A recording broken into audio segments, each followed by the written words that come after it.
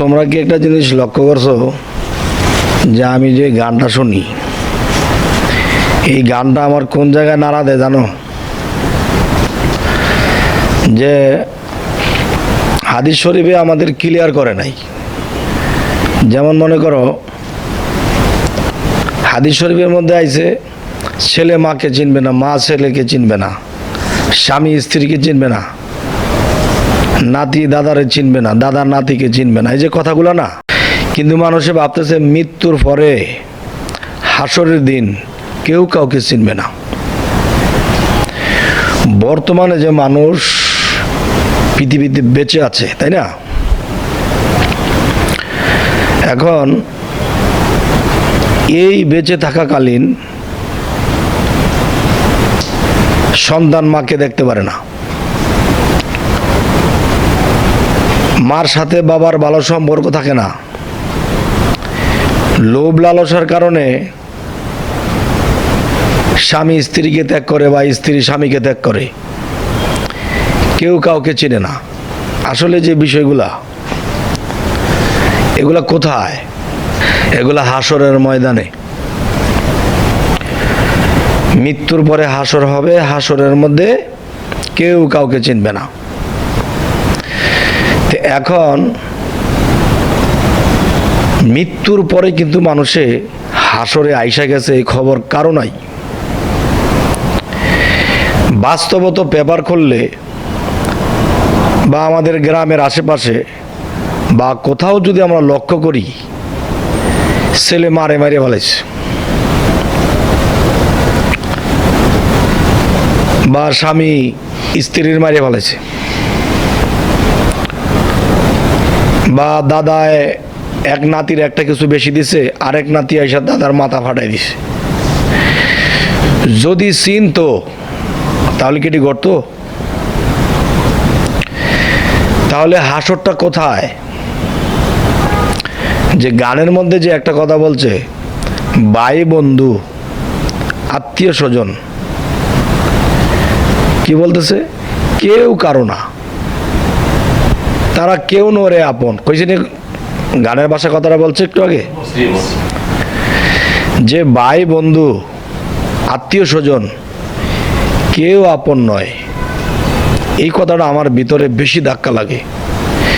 কিন্তু এমন কিছু হাদিস, এমন কিছু কথা বলা হইল যে মানুষ এই চিন্তায় আছে একদিন হাসরের দিন কেউ কাউকে চিনবে না।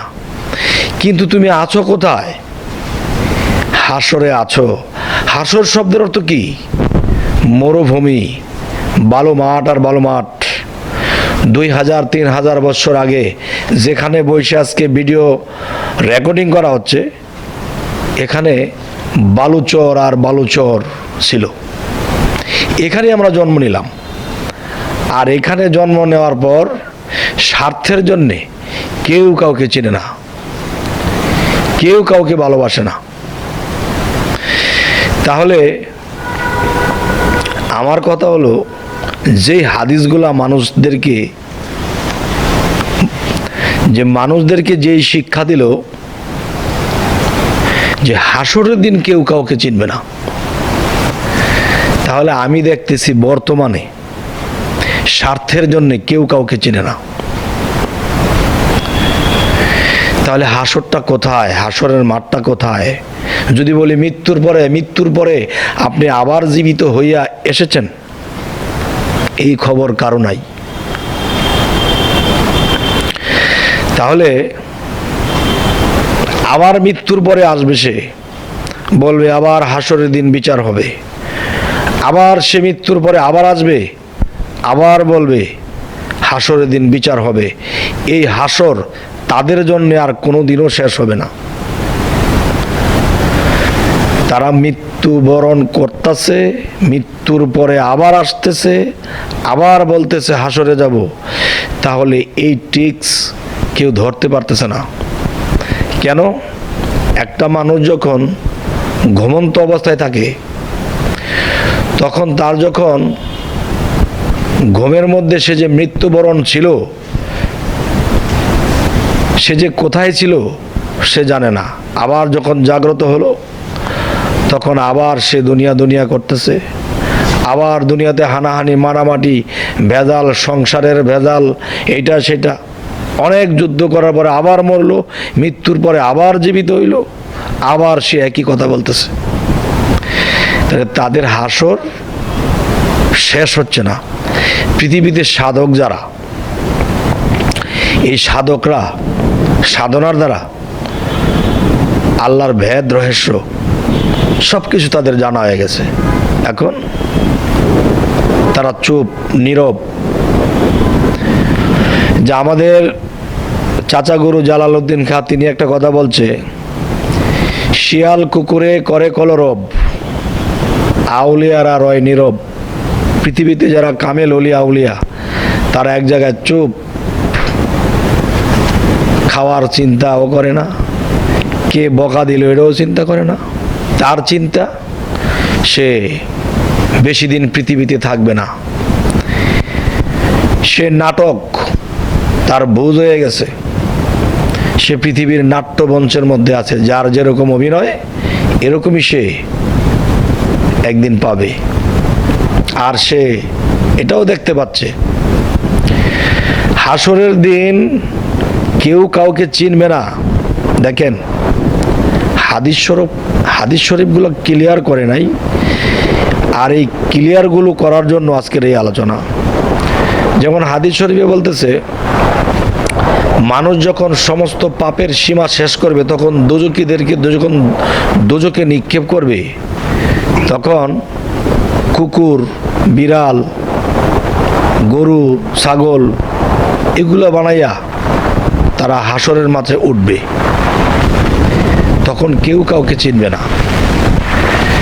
যে আমরা কিন্তু পৃথিবীতে চলাকালীন আমরা দেখতেছি একটা হোটেলের কিনার দিয়া একটা কুকুর ক্ষুধার তাড়নায় জিবলা বাইরে হয়ে গেছে, তার কেউ তারে খাদ্য দেয় না, তার ঘর নাই, তার বাড়ি নাই,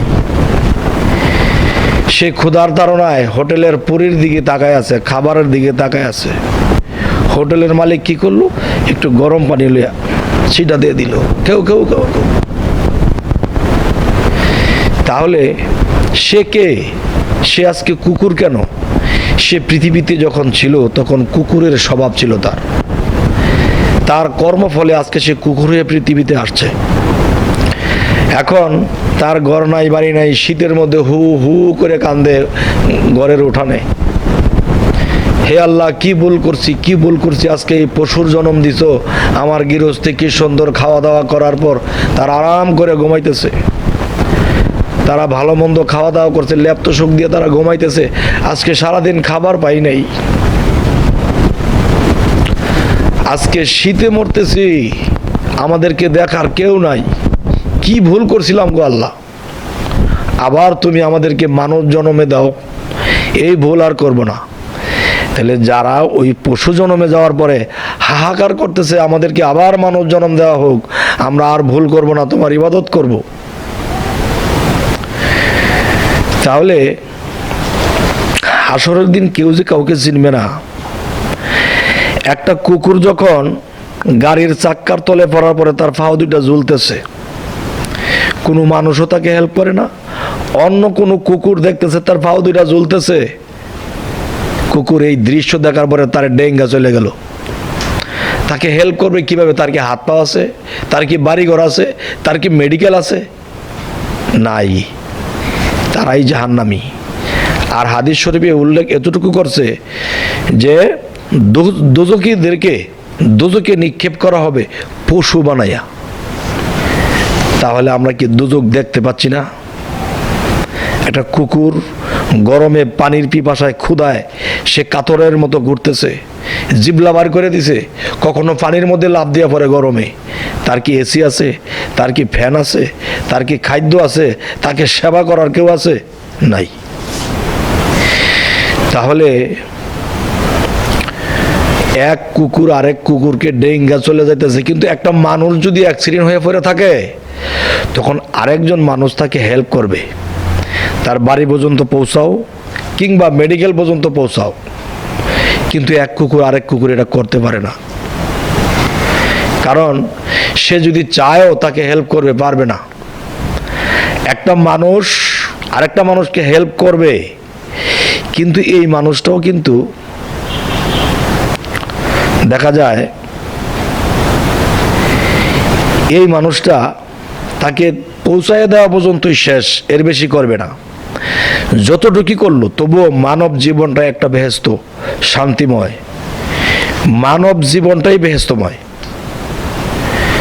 তাহলে মানব জীবনটা যদি বেহেশতময় হয়, এখন আমরা যদি বেহেশতে থাকিয়া বলি মৃত্যুর পরে বেহেশত যাব, মৃত্যুর পরে আল্লাহ পশু জন্মে দিবে,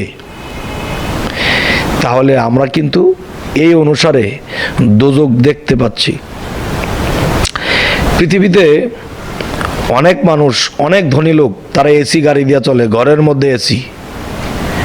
আবার একদল লোক চৈত্র মাসে রোদের মধ্যে দিয়ে সে রিক্সা চালাইতেছে, পায়ে পেট্রোল মারতেছে, তার ঘাম বায়া বায়া পড়তেছে। আর এটা কি বলা হয়েছে? হাসরের দিন মাথার মস্তক গলিয়া গলিয়া পড়বে, সূর্যটা তার আদাত উপরে থাকবে, 13 লক্ষ গুণ উপরে, এরপরেও ঘাম ছুটে। যদি আদাত উপরে থাকে, মস্তক থাকবো, গলে যাব না। তাহলে যে কথাগুলো বলা হয়েছে মানুষকে ভয়ভীতি রাখার জন্য, আসলে কিন্তু এভাবে না বলিয়া যদি ক্লিয়ারলি বলা হয় যে আসলে আদাত উপরে থাকবে না, মানুষের মনে হবে চৈত্র মাসের রোদে যখন মানুষ একটা গাড়ি চালাইতেছে, রিক্সা, তখন তার মনে হইতেছে আমার সূর্যটা মনে হয় আমার আদাত উপরে মনে হচ্ছে। আচ্ছা, এই উদাহরণগুলো হাদিসে দিল কিন্তু ক্লিয়ার করলো না। আজকের আলোচনা আমি ক্লিয়ার করলাম, সূত্র কি? আমি একটা গান শুনি, এই গানের মধ্যে কি বলতেছে? ভাই বন্ধু আত্মীয় স্বজন পুত্র কন্যা কেউ নয় রে আপন। যখন এই কথা বলে আমার ভিতরে টান লাগে, ছিঁড়া যায়। আসলে তো কেউ কারো না, যার যার কর্মফলে সে সেখানে একদিন উঠবে। একজন যদি বলে আমার বাবা আমারে শিক্ষা দেয় নাই, যদি বলে আমার মা আমাকে শিক্ষা দেয় নাই, তোমাকে শিক্ষা দেয় নাই। দুনিয়াতে থাকতে কামাই করছো, টাকা কামাই করছো, ভালো বোঝো মন্দ বোঝো, আমার ইবাদত বোঝো নাই, আমার পথে আসতে হবে এটা কি তুমি বোঝো নাই? মা বাবার দোহাই দিলে কাজ হবে না। কারণ অনেক ছেলে মেয়েরা আছে নিজের পিতামাতাকে দেখে না, নিজে বিবাহ শাদী করে, আলাদা সংসার করে, বাবা মার কষ্টের দিকে তাকায় না।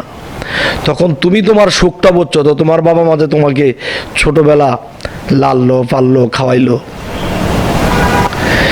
তাহলে তুমি যে তাদেরকে ভুললা আর তোমার সুখটা তুমি ঠিকই বুঝছো, এদের দুঃখটা বুঝলা না।